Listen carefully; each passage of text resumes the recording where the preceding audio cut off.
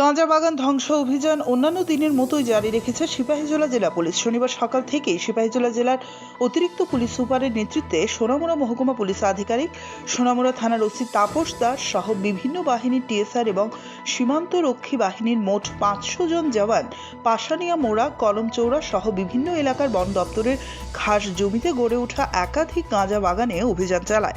খবর লেখা পর্যন্ত পুলিশের এই অভিযানকারী দলটি কয়েক লক্ষ গাঁজা গাছ কেটে ধ্বংস করে এবং এদিন বিকেল পর্যন্ত চলবে বলে জানা গেছে পুলিশের পক্ষ থেকে।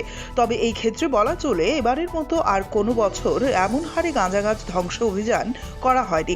এই বছরের পুলিশের এই গাঁজা গাছ ধ্বংস অভিযান দেখে গাঁজা চাষিরা রীতিমতো হতবাক। এদিকে জেলা পুলিশের তরফে জানা গেছে এই বছর সিপাহীজলা জেলায় কোনো গাঁজা বাগান অক্ষত অবস্থায় রাখা হবে না, সবগুলিকে কেটে ধ্বংস করে দেওয়া হবে।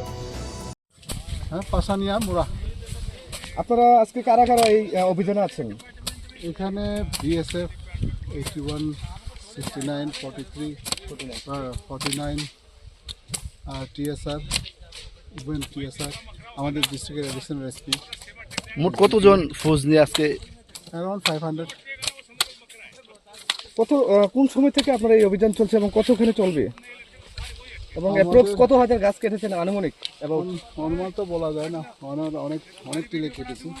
এখন অনেকেই অনেক দিকে কাটছে, এখন শেষের দিকে বলা যাবে। আমাদের রিসেন্ট এসপি সাহেব শেষের দিকে। স্যার, এই অভিযান কয়টা থেকে শুরু হয়েছে? সকাল থেকে কতক্ষণ অবধি চলবে স্যার? চলবে যতক্ষণ পর্যন্ত আমাদের সিনিয়র অফিসাররা আছেন, আমাদের যতক্ষণ পর্যন্ত।